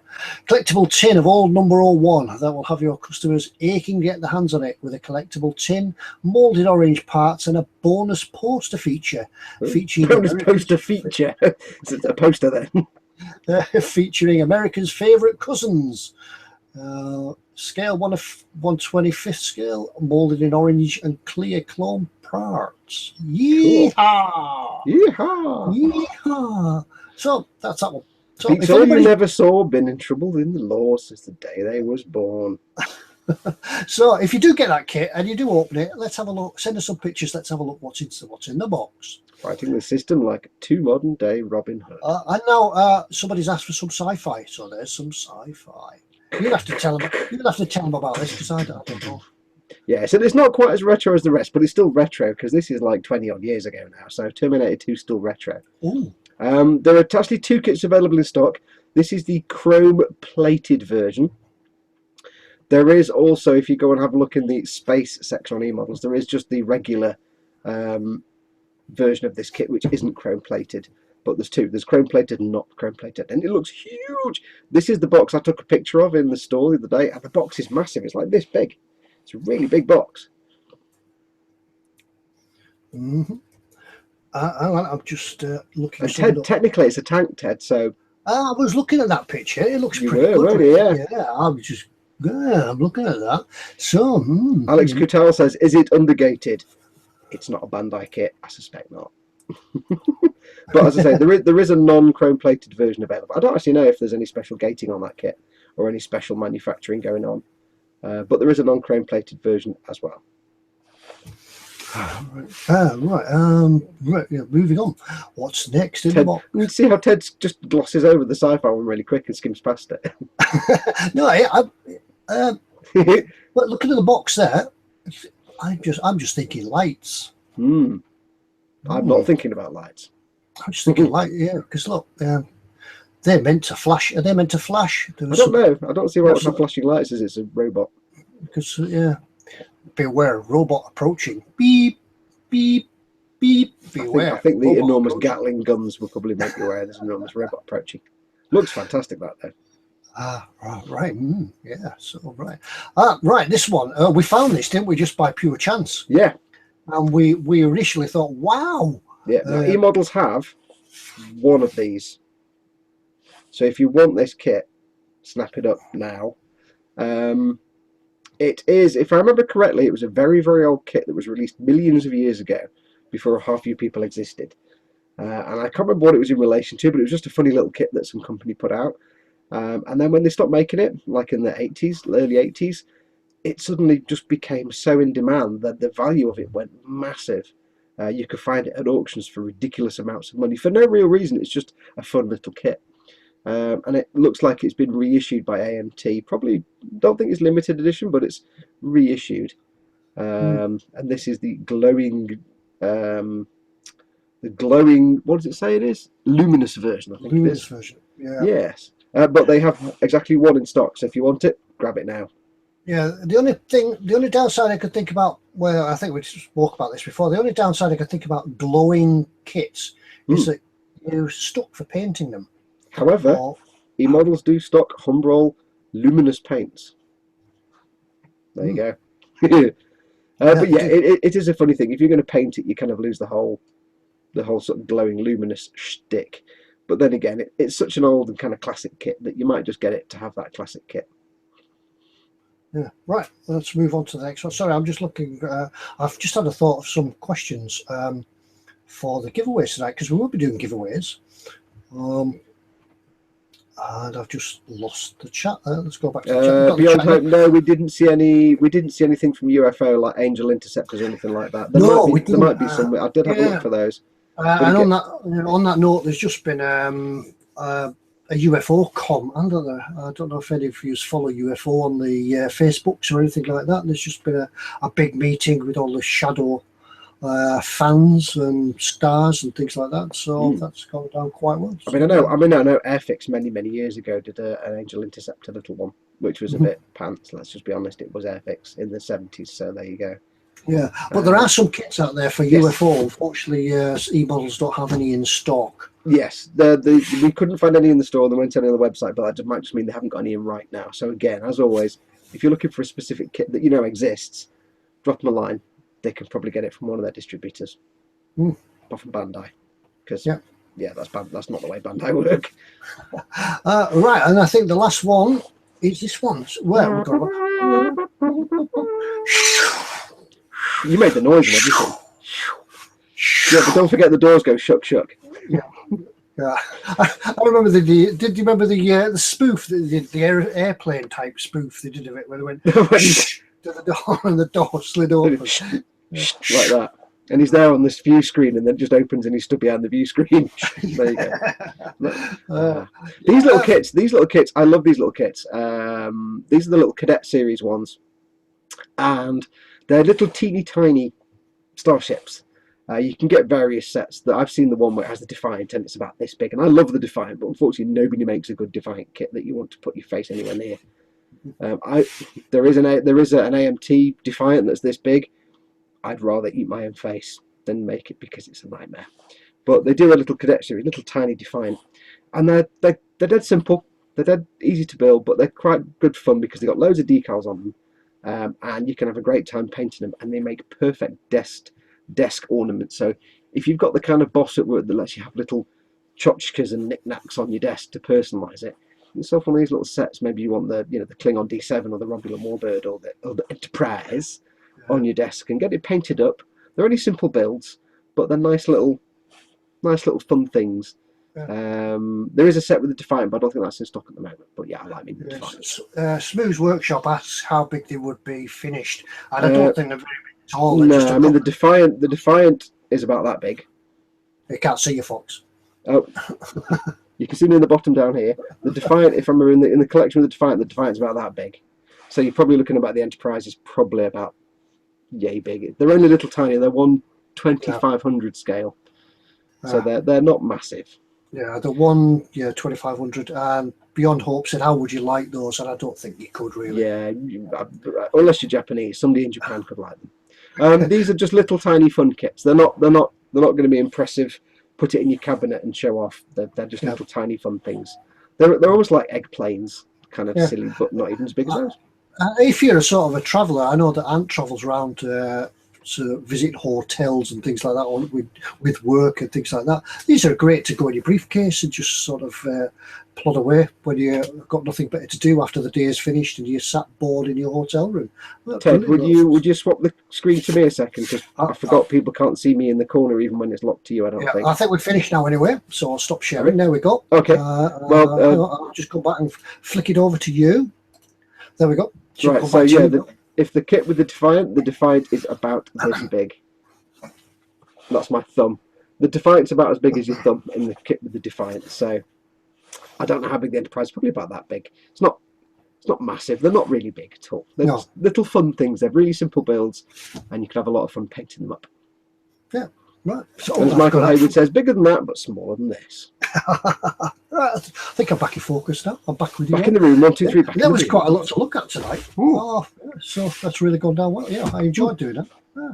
Well, I'll have to think of something else to do for next week. What would you like to see next week, folks? Would you like to see armour, aircraft, sci-fi? We'll have a look. Figures? Figures. Yeah, well done figures, haven't we? Yeah, there's loads of historic. Maybe we'll do figures next week because there's loads of figures we can do, little historical ones. Oh. And there's some shapely figures where you do your flesh tone studies. No, the wife might watch this. Right. Anyway, it's time for the giveaway, I think. Hello. We've gone to an hour and a half now. We haven't done the giveaway yet. So what should we give away? T-shirt. Now, did we snag some stickers while we were there? No, we didn't. Because we've got loads of I got loads of T-shirts to get rid of. That's true. T-shirts. Yeah, Chris Williams said, "Why does I keep going out of focus?" It's because of the camera. When it thinks it's not being used, it sort of goes, It goes, oh. Yeah, and when I come back to it, hang on, I'm not in focus. I've got to focus again. So That's what happens when you get your video, when you get your webcam from B&M. That's what it is. Yeah, when you cobble one together from bits that you found in your box. Right, let's give away a T-shirt. I've got my T-shirt. I've got mine. You're doing the nipple thing again, Ted. No, rig ammo. So, who would like a T-shirt? Would you like a T-shirt? That's not the question. Right, let's think of a question. I do have a question. Oh, do you? Jolly back, good, because I haven't. You can think of one for the mug. Oh, okay. Right. Right. Hang on. We looked before at the motorbike chips type motorbike.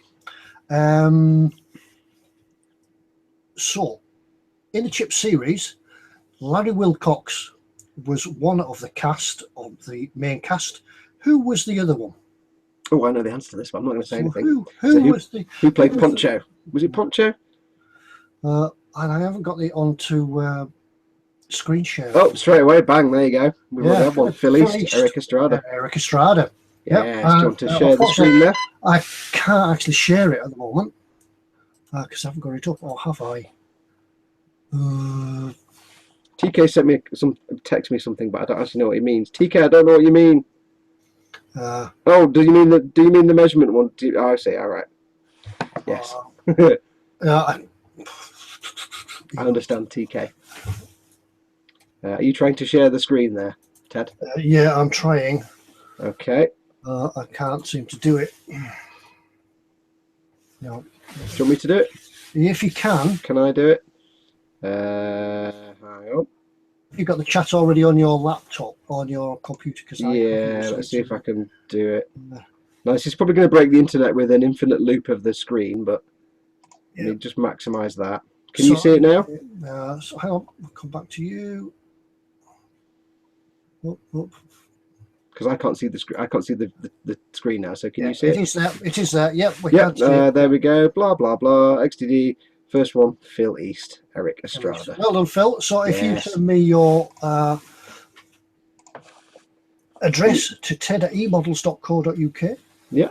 I'll just hang on. I'll just unscreen share. How do I unscreen share? How do I turn it off? I've unscreen shared now. Yeah. Good. So thank you for that.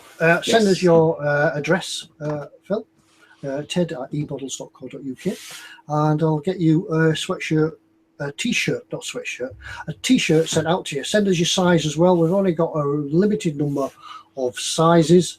Let us know, and I can't promise that I get it sent out directly, as in tomorrow's post, because I'm back at work until the weekend. It might be the weekend before I can get it out to you. So thank you very much. Right, I have a question for the mug, but I just need to get a picture ready for reference purposes. So you just tread water for a minute, Ted. Tread it. So Chris Williams says he wants chips now. Do you want chips? Solid vinegar with that? That's my. You want fries with that? You want fries? Yeah. So don't forget as well, any winners of the eModels mug, or the eModels t-shirts, the eModels stickers, the eModels kits. Terms and conditions are that you send a picture to eModels. Always T's and C's. Always T's and C's. Send a picture to eModels so we can feature them. We can see what you all look like. And then we can instantly defriend you and things like that. I didn't know you looked like that. Yeah. Right, I have the question for the mug. And it's a funny one this week. It's not related to anything, but TK asked me to ask this. As you all know, one of your mods is TK, our good friend, our good crazy Viking friend from the Netherlands. I will show you a picture of TK now, and the question you need to answer is, it's a measurement question. So if I can hang on, it's a family show. Yeah, it's friendly, don't worry. I shall screen share. I don't think TK was expecting me to put his mug on screen, but there you go. Screen share. Okay, let me know when you can see that. Can see that. There's TK. The question is, how long in centimetres is TK's beard? What's your best guess? I know it cuts off a bit at the bottom, but how long? Now you'll have to keep an eye. Have you got the chat open there, Ted? Yeah, I've got the chat on. Cool. Philly said he's 6'2". Hang on, TK's not actually told me the answer yet. TK needs to text me with the answer. He said, take it off screen, take it off. Take it off screen. There we go. Oh. Right, so let's unscreen share.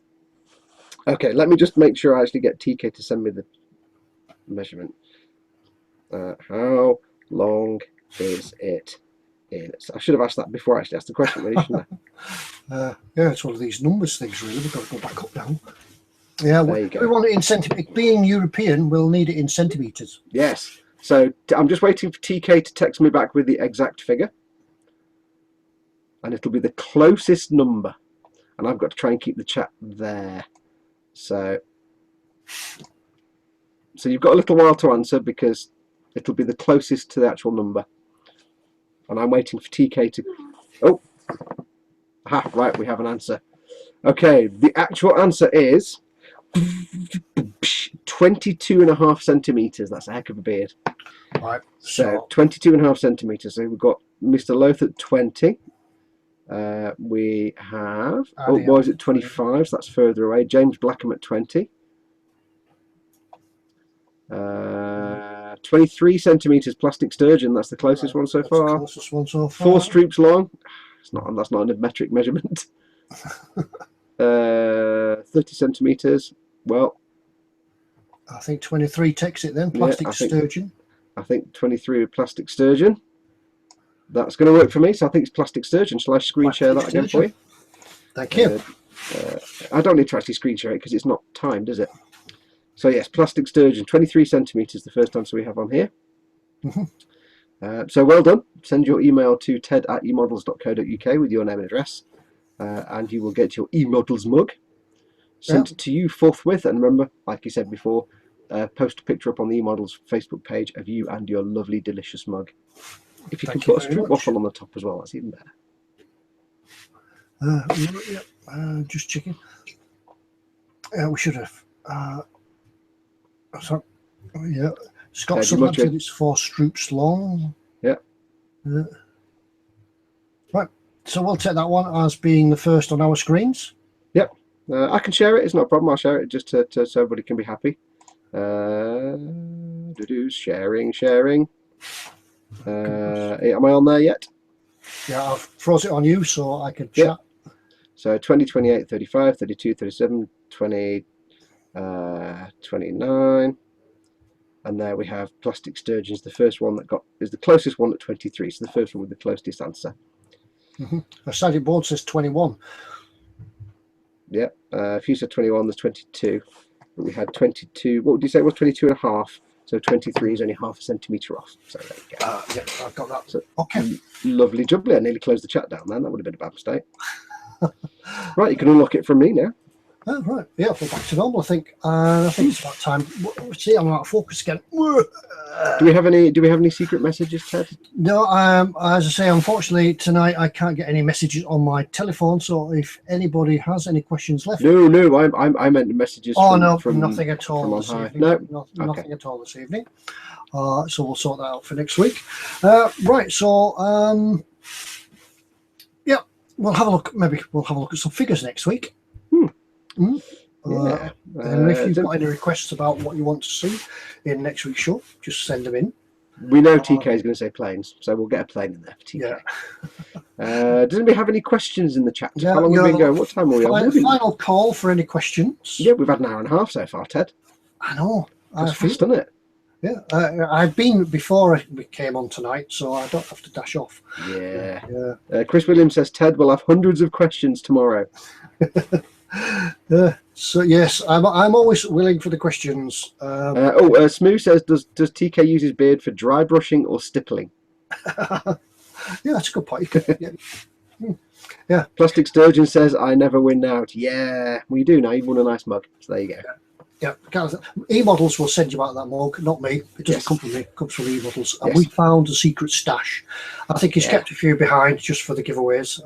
I think he's getting some back in stock next week. So if you want to order one, you can just go along to the website, click on the mug, click on the collect from store. I think that's how it is. And This they'll is send it out to you free of charge. Well, not free of charge, but they'll send free postage. So Yes. everybody gets an eModels mug. And remember the T&Cs, if you get an eModels mug or a t-shirt, yeah, the picture. yes. TK says dry brushing mostly. Yeah, And straining soups, things like that. Yeah, yeah. Do you TK? Do you plait it? Do you The Viking style. Viking style plaits? Thing is, it'd make eating soup great because you could have a bowl of soup at the side while you're watching telly, and instead of going to all the physical effort of having to actually have a spoon and lean forward and lift the spoon up, which is effort, you could just put the beard in the soup, and by capillary action, it would gradually work its way up to your mouth hole, and you could just eat soup by osmosis. The vegetables and chunks would be a bit difficult, but And what you didn't eat that day, you could have for the day after. yeah.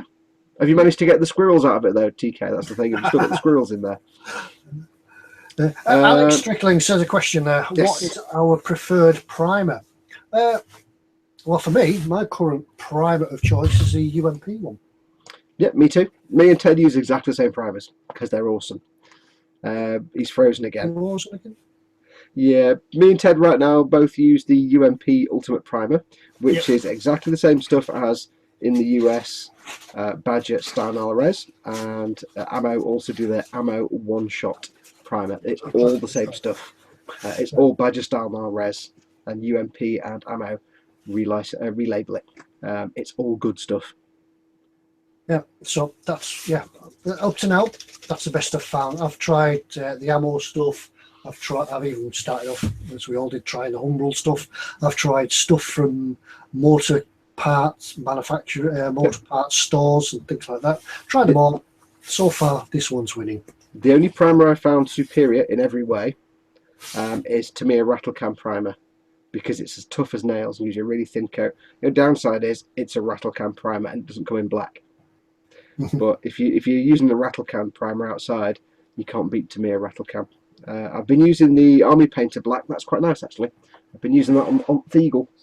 That's the Army Painter Black Rattle Can Primer. I gave it a try and that's quite good. So that's quite good as well. But airbrush UMP / Steinar Res / Ammo one shot Rattle Can Tamiya. Yeah.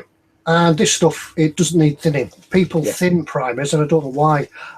Primers shouldn't need to be thinned. It takes the purpose out of them. Yeah. The idea of a primer is to prepare your plastic for the paint to grip to, and thinning it sometimes takes that away.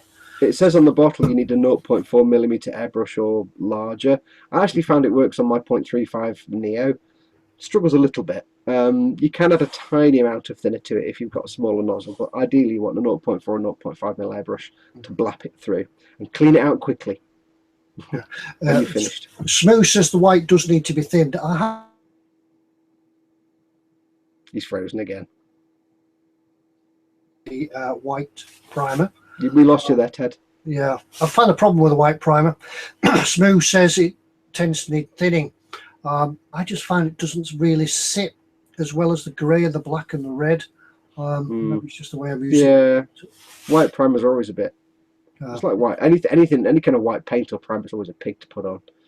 Ron Mack asked a question. Didn't answer my question about how to glue your parts together. I think I'm using too much as it seeps through. I'm not sure. Can you explain that a bit, Ron? Are you using a tube? We missed your question earlier on, so. Are you using the Revell contactor, or are you using extra thin on a brush? Yeah, we're not sure about seeps through. Do you mean it if you glue two pieces together, like say I glued those together? Do you mean the glue comes out of the gap and bubbles out everywhere? Because if that's the case, you're just using too much. And if you're using tube glue, like glue in a tube, the old style way, throw that away. Or if you're using kind of like the Revell stuff where you've got the plastic thing and the little metal thing, you're probably just using too much. If you've got small parts or parts with small areas of contact, use Tamiya extra thin. It's just the best glue available in the world. It's super thin. You put the parts together, you get the brush on the lid, and you touch it to the gap like that, and it seeps in and does the work for you. You never get too much. and the stuff that's left on the surface evaporates away so fast that you don't make a mess. You can actually glue stuff while it's painted, as long as you scrape the paint away from the contact points, and it won't mess your paint up. You can get a slightly thicker one for bigger, flatter surfaces. If you are using stuff like the Revell thing with the little metal tube, so you're squeezing it onto the model, you just need spots of it, little tiny spots. You don't need to cover the whole surface. If I was gluing that with thick Revell glue or anything like that, I'd just put a couple of little spots there and just hold it for 30 seconds, and that's probably enough. And then if I wanted to be super safe, I'd go around it again with the extra thin, but you can't be extra thin. If that's what you mean by seeping out. Ron Mack said he's tried to be, but I'm not sure if he's using enough, as it does not stick. But I think Phil East has answered the question for us. He's just make sure the parts are bare plastic and not painted. Yes. Sometimes it will eat through a thin layer of paint, and other times it won't. So yeah. I tend to always just a little scrape. Just have to sometimes break the surface of the glue to get the paint, break the surface of the paint to get the glue underneath, and it should stick then. Yeah, like on the Eagle here, you can see on the top, on the bottom half of the command module, I've primed the whole thing, even the contact edge where the two halves would go together. Before I glue that, I'll scrape the paint off that contact edge, so there's no paint at all, because these are welding cements. It welds the plastic together. The two plastic pieces come together, they weld, and you get a permanent fix. So you scrape the paint away from the contact surface. You can I cover it with glue, with the thin glue. You just run the brush along the edge like that, stick them together, and just as they're about to go together, but there's a tiny gap, you get more glue on the brush and you just touch it to the gap and it will suck in, and then you can give it a second and push them together. A little bit will splooge out, but that's fine because you can sand that back and it will actually fill the gap for you. But yeah, always scrape it. The only other reason that a glue like this or Revell or any of the polystyrene cements won't work is if you're not actually gluing polystyrene. Have a look at what your kit is made of. If it's made of ABS, this might not work, because this glue needs polystyrene so it can melt the polystyrene and bond it together. ABS plastic doesn't always have enough polystyrene in it for this to have any effect. So there are specific ABS. Tamiya does an ABS glue. It's got a blue top, but good luck trying to find it. There are other glues you can use. So it's either that it's possible that your plastic might be ABS. So have a look and see what the model's made out of. Like if you're making the D'Agostini Falcon, it's ABS, but it's got just about enough polystyrene in it that this might work. Yeah, Ron said he's probably hit the nail on the head, that he's been trying to glue over paint. So yeah, there's the answer to your problem. I do love it when we give a long drawn answer and somebody's already answered it in chat in like 3 words and you're like, yeah, what he said. Yeah, Smooth said he's ordered the Tamiya. Smooth has ordered Tamiya ABS glue from Japan. I just hope it gets through customs. Yeah. I've got some here actually. I got some for the Falcon. I've got 2 jars of it, and then I stopped building the Falcon. Yes, Ron. If you're gluing it together and you're just gluing paint, you're just sticking paint to paint or just messing the paint up. So, but if you use the extra thin, like I said before, if you have got say 2 things you need to glue together, and let's say you painted them both, you could scrape the paint off the surface here and put the thin and touch it. And if there's paint here and paint here, you can't see that. If I was gluing these 2 together and these were painted, but I'd scrape the paint off, I could actually touch it to the edge here and it wouldn't necessarily mess up the paint on the outside that I wanted to preserve, because it evaporates so fast. When I was gluing the figures into my Warhammer Landspeeder, I just put them in and touched it. I'd scrape the paint off, but the paint around the area wasn't affected at all because it does dry quite fast. Yeah, sometimes, as we said, the paint sometimes goes through, but if you've got a couple of layers on, if you've got some primer, you've got some top it might not. It might not go through it. Yeah. Anyway, any more questions? We've been going for nearly 2 hours now. I know, it doesn't seem like every time we get to this point, it's like it seems like about 10 minutes. Yeah, I think crikey, yeah. Mr. Loaf, by the way, sorry, Smooth. Tamiya ABS glue. One thing to be aware of, it's not like this stuff. Here's how ABS glue works. You get the glue on it and you go, and it's stuck. You don't get a lot of playtime with it. So just take your time with it and make sure you've got everything lined up before you. It doesn't literally take no seconds, but you don't get a lot of playtime. Like with the thick Tamiya glue, you can wiggle the part around, and with this stuff, ABS glue, it's kind of like, and I'm in, and it is stuck. So Just apply it carefully when you're putting the parts together. Anyway, final call for any answers.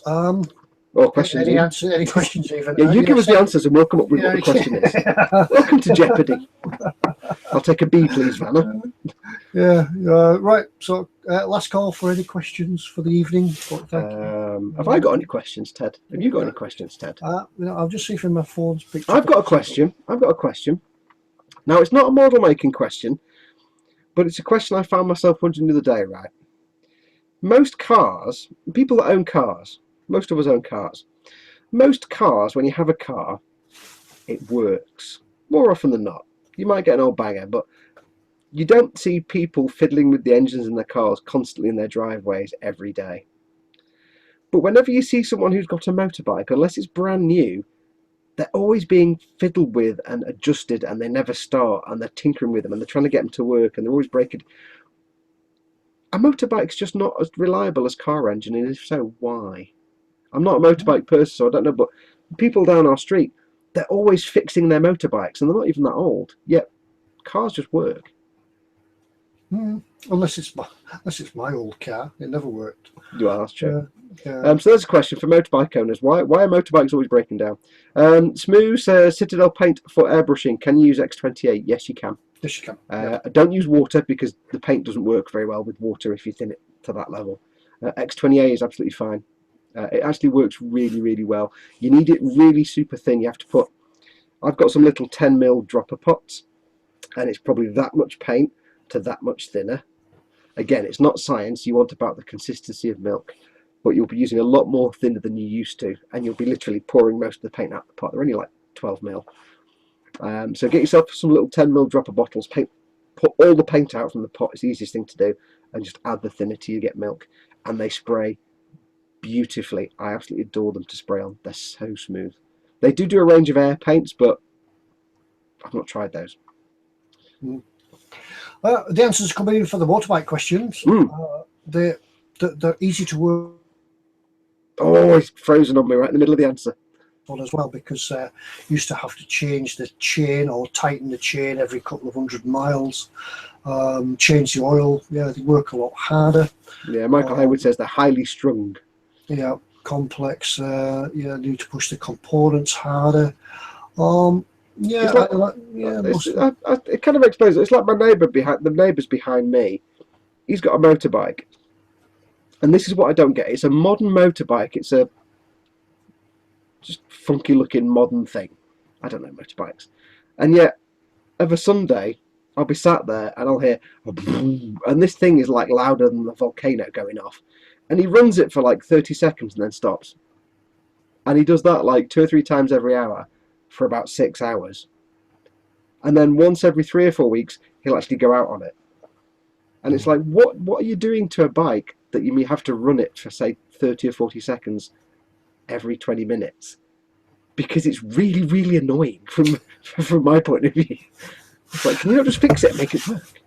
Well, thank you for the answers. It kind of explains a lot. Yes, they kind of explain. Yeah, I think people like to tinker with them as well, because I think somebody said that they're easier to work on than cars because everything's exposed and open. I suppose if you buy a motorbike, you're not really just buying a method of transport, are you?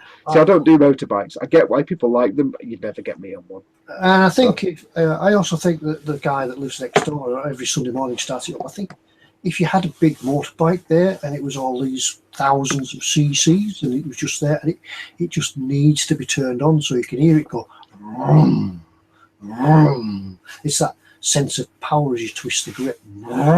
But it's like what with the barking dog on that side and the barking dog on that side that does the rubbish barking. It's got the worst bark in the world, and him doing his bike. It's just hell with him. This is suburbia and it's hell. That's the joys of living on a housing estate. You could always go and live at the Orkneys. This isn't a housing estate. This is middle class suburbia. Thank you very much. Yeah, he said it's Scott. I told him, Scott. He said the Orkneys again. I told him. Yes, the Orkney sticker is on my car now. Yeah, you can always go take photos of puffins. Smooth says it's that urge when you go under a bridge and you have to brr it. I know. Yes, I might find a crush on that album. What Wattington says it's a man thing. Well, there you go. That's why I don't understand it. You keep freezing on us, Fox. Funnily enough, you keep freezing on me. Yeah. Yeah. I think it's time that the hamster's getting worn out now, and it's time to call it a night. Yeah. So, right, let's wind it up then, I think. Oh, just one very last thing before you do, Ted, just because I have to mention this. Ron Mack says he actually saw one of those old blue three-wheeled invalid cars the other day. Do you remember those? Yeah, I remember that. There's one in the motor museum down at the lakes. I remember Wow. seeing He actually saw one on the road. That's amazing, Ron Mack. That's amazing. Did they still go? Yeah. Some unscrupulous people used to turn them over. Yeah. Yeah. Chris Williams says TK seems to be a biker to me. I don't know actually. Does TK I don't do know if he bikes? is. I think he just looks the type. Yeah. Yeah. We'll have to see. We'll have to find TK's background, see if he was a biker. Yeah. Right. Anyway, the hat's on. Time to put the coats That's on. a proper Outback hat. It's my Aussie hat. It's what's that make of Aussie hat? They're called not Gazunder. What are they called? I don't know. This is a Barman hat made in Australia. It's actually a fold-away. It's actually a fold-away hat, so you can. Yeah, there's a name of them, and it's a really cool name. Only Australians could come up with it. I can't remember what they're called. I like that hat. Yeah. You could present a program on BBC now about archaeology or dinosaurs or something. Yeah. I don't know if it's any good in the rain. It was.